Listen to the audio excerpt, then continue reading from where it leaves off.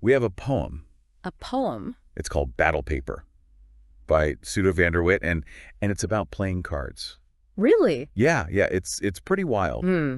But like, it's not just like, roses are red, violets are blue type stuff. Okay. It actually digs into like the history and the culture and like all sorts of stuff. I'm intrigued. I knew you would be. Well, let's dive in. What's this poem? What's it telling us?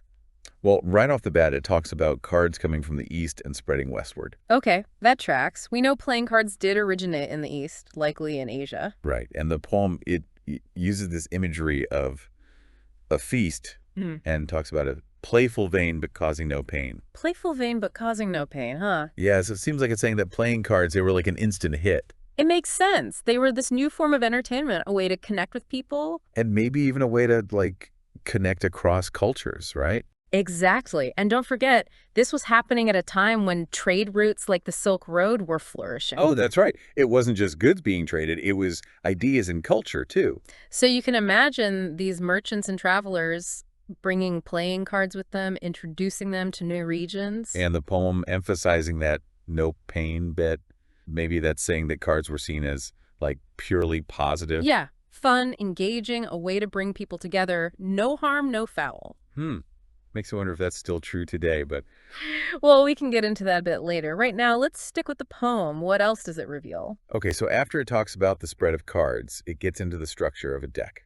Okay, and that's something that's always fascinated me. It's so simple yet so intricate at the same time. Yeah, exactly. And the poem lays it out really clearly.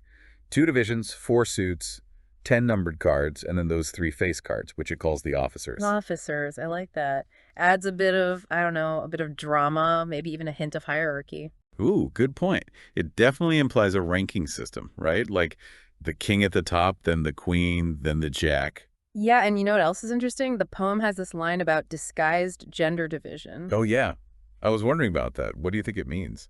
Well, it makes me think about how, even in something as seemingly simple as a deck of cards, societal norms were reflected, you know? Like how? Well, think about it. The king is always the highest ranking card, followed by the queen, and then the jack. It subtly reinforces a patriarchal hierarchy, which was very much the norm in many cultures. Wow, yeah. I never really thought about it that way. It's easy to miss these subtle things, but they're definitely there, shaping our perceptions in ways we might not even realize. It's like the cards themselves are a product of their time, right? Absolutely. They reflect the values and beliefs of the societies that created them. And as those societies evolved, so did the cards. Well, that's a perfect segue because the poem, it actually goes on to describe how the suits themselves evolved as cards moved westward. Oh, right. It talks about how swords became spades. It even uses this vivid imagery. The saber's steel blade into a pike leaf was made. Yeah, and clubs became clovers. With clubs seen as clover armory, alterations are over, and coins became diamonds, even turned circle to rom with a hasty aplomb. And then there's cups to hearts, and cups for their part represented the heart. It's amazing how the poem captures those transformations. It's almost like watching the cards adapt to their new cultural environment. It's like they had to change to be, I don't know, more relatable. That's a good way to put it. For example, swords might have held powerful symbolism in the East, but in the West, they were more associated with, well, warfare and violence. Than spades. Spades, on the other hand, were more often linked to tools, labor, even death. It's a subtle shift, but it reflects a different cultural perspective. What about the other suits, like coins becoming diamonds? Why that change? Well, coins are a symbol of wealth, right? Universal. But in the West, diamonds held a particular allure, a symbol of luxury and high status. So it's like an upgrade. In a way, yes. And then you have cups becoming hearts. Cups represent celebration, but hearts. Hearts are all about emotion. Exactly. Love, passion, deep feelings. In Western culture, the heart was seen as the seat of emotion, so it makes sense that cups would evolve into hearts. Okay, I'm getting this. The suits changed to better reflect Western culture and values. But the poem doesn't stop there.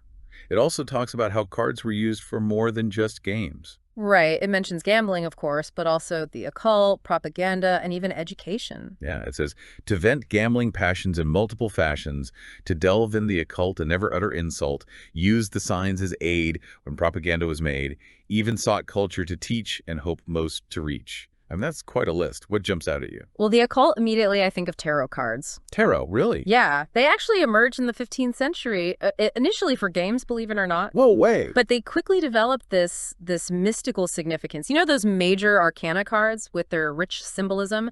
They tapped into deeper spiritual and philosophical ideas. So it's like they went from being just cards in a game to tools for like divination and introspection. Exactly. It's fascinating how those cards took on a life of their own beyond the realm of simple entertainment. Okay, that's pretty wild. What about that propaganda bit? The poem says, use the signs as aid when propaganda was made. What do you make of that? Well, it makes me think about how visual imagery can be used to influence people's opinions. Okay, but how does that connect to playing cards? Imagine a deck of cards where each suit represents a different political faction. Oh, I see. Right. You could create satirical images, using those cards to criticize opponents, spread rumors, even promote your own agenda.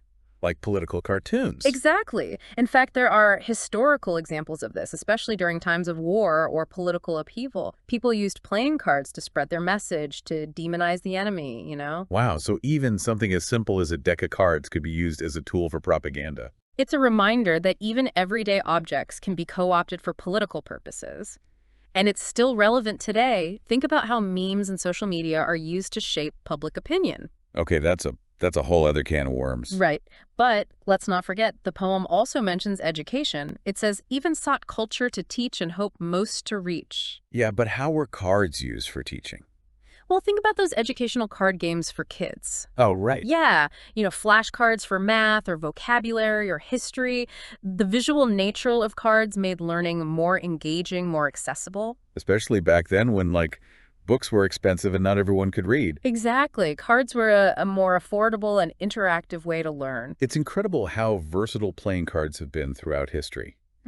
But the poem doesn't end there. It takes a very interesting turn towards the end. What do you mean? So it's talking about the digital age. It says, by ditching cards overboard and adopting a keyboard.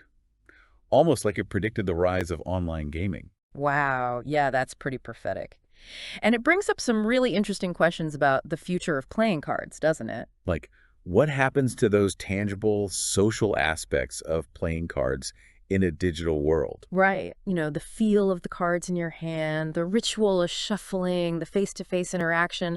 Those are all part of the experience, aren't they? They are, and they're kind of lost when you're playing on a screen. Exactly. And you have to wonder, what's gained? What's lost? Well, on the one hand, digital card games, they're incredibly accessible. You can connect with anyone in the world. True.